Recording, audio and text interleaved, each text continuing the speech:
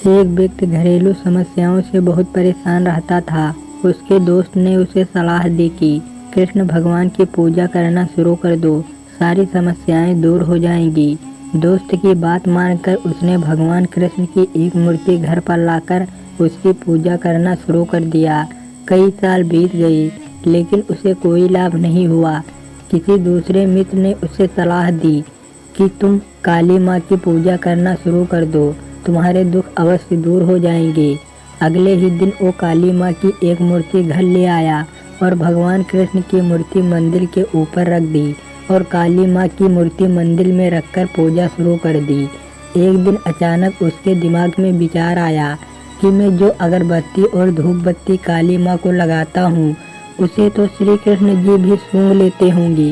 ऐसा करता हूँ कि कृष्ण का मुंह बांध देता हूँ, ताकि उन तक अगरबत्ती की खुशबू पहुँचे भी तो श्री कृष्ण को पता ना चले, क्योंकि इतने सालों से उनको पूजा कर रहा हूँ, लेकिन उन्होंने अभी तक मेरी कोई परेशानी दूर नहीं की। यह सोचकर जैसे ही वो ऊपर चढ़कर श्री कृष्ण का मुंह बांधने लगा, कृष्ण भगवान ने उसका हाथ पकड़ लिया। वह व्यक्ति हैरान रह गया और भगवान से पूछा कि मैं इतने वर्षों से आपकी पूजा कर रहा था, तब नहीं आए, आप कैसे प्रकट हो गए? भगवान श्री कृष्ण ने उसे समझाते हुए कहा कि आज तक तुम एक मूर्ति समझकर मेरी पूजा कर रहे थे, किंतु आज तुम्हें एहसास हुआ कि कृष्ण जीवित है और सांस ले रहे हैं, इसीलिए तुम मेरा मुंह बांधने आए थे।